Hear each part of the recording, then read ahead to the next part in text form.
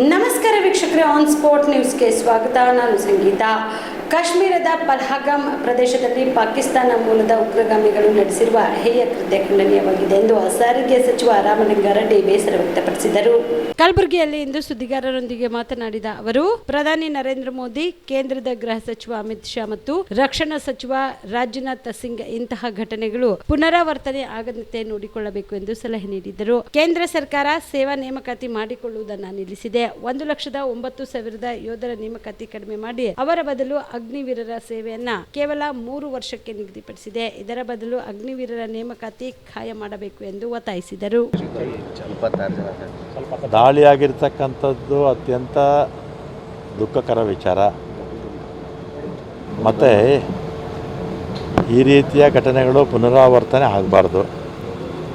ಅದಕ್ಕೆ ತಕ್ಕನಾಗೆ ಕೇಂದ್ರ ಸರ್ಕಾರ, ಪ್ರಧಾನಮಂತ್ರಿಗಳು, ಗೃಹ ಮಂತ್ರಿಗಳು, ರಕ್ಷಣಾ ಮಂತ್ರಿಗಳು ಕಾರ್ಯಕ್ರಮಗಳನ್ನು ಹಾಕ್ಕೋಬೇಕು. ಮತ್ತೇನಾಗಿದೆ, 3 ವರ್ಷದಿಂದ ರಿಕ್ರೂಟ್ಮೆಂಟ್ ಮಾಡಿಲ್ಲ ಮಿಲಿಟ್ರಿಗೆ. 1,06,000 ಜನ ಕಡಿಮೆ ಮಾಡಿದ್ದಾರೆ. ಆಮೇಲೆ ಪರ್ಮನೆಂಟ್ ರಿಕ್ರೂಟ್ಮೆಂಟ್ ಬಿಟ್ಟು ಯಾವುದೋ ರಿಕ್ರೂಟ್ಮೆಂಟ್ ಏನಪ್ಪ ಅದು ಅಗ್ನಿವೀರ್ ಅಂತ 3 ವರ್ಷಕ್ಕೆಲ್ಲ ತಗೊಳ್ತಾರೆ. ಇದೆಲ್ಲ ಕೂಡ ಸರಿ ಇಲ್ಲ. ಸ್ವಾತಂತ್ರ್ಯ ಬಂದಾಗಲಿಂದ ಕೂಡ ಯಾವ ರೀತಿ ನಾವು ರಿಕ್ರೂಟ್ಮೆಂಟ್ ಮಾಡ್ತಾಯಿದ್ವೋ ಅದನ್ನು ಮತ್ತೆ ಪುನಃ ಪ್ರಾರಂಭ ಮಾಡಬೇಕು.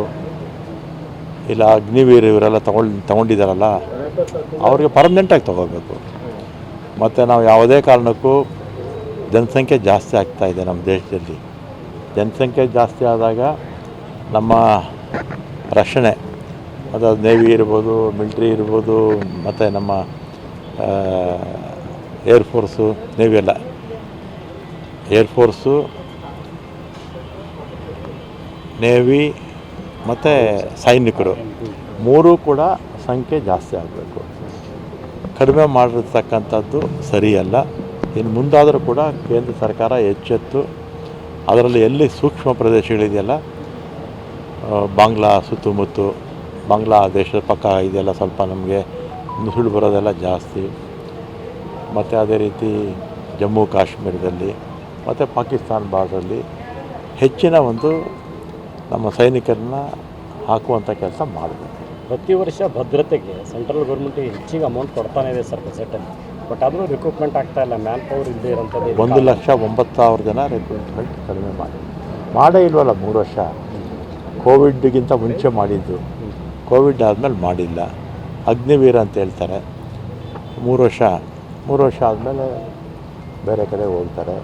ಅದೇ ಅಗ್ನಿವೀರನ್ನ ಕಂಟಿನ್ಯೂ ಮಾಡಬೇಕಾಗಿತ್ತು. ಇದು ಲೋಪದೋಷಗಳು ಆಗಬಾರ್ದು ರೀತಿ ಇನ್ಮೇಲೆ ಕೇಂದ್ರ ಸರ್ಕಾರ ಹೆಚ್ಚಿನ ಗಮನ. ಬಿಪಿಎಲ್ ರೇಷನ್ ಕಾರ್ಡ್ ಹಾಗೂ ಆಯುಷ್ಮಾನ್ ಕಾರ್ಡ್ ಫಲಾನುಭವಿಗಳಿಗೆ ಸುಜ್ನಿ ಆಸ್ಪತ್ರೆಯಲ್ಲಿ ಉಚಿತ ಚಿಕಿತ್ಸೆ. ಕಲಬುರಗಿಯಲ್ಲಿ ಸ್ತ್ರೀ ರೋಗ ಹಾಗೂ ಮಕ್ಕಳ ಚಿಕಿತ್ಸೆಗಾಗಿಯೇ ಪ್ರತ್ಯೇಕ ಆಸ್ಪತ್ರೆ ಪ್ರಾರಂಭ.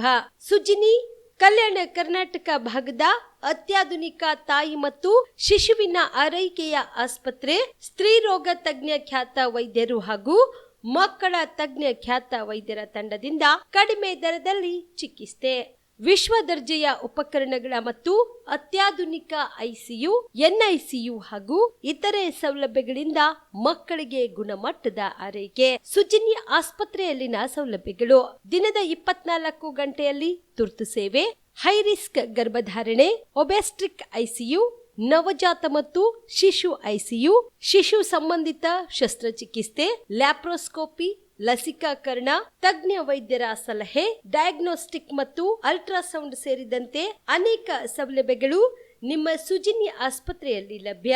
ಹೆಚ್ಚಿನ ಮಾಹಿತಿಗಾಗಿ ಸಂಪರ್ಕಿಸಿ ಸುಜ್ನಿ ಆಸ್ಪತ್ರೆ, ಬಿಗ್ ಬಜಾರ್ ಎದುರುಗಡೆಗೆ, ಕಲಬುರಗಿ. ದೂರವಾಣಿ ಸಂಖ್ಯೆ 08472272727 ಅಥವಾ ಮೊಬೈಲ್ ನಂಬರ್ 9900427814.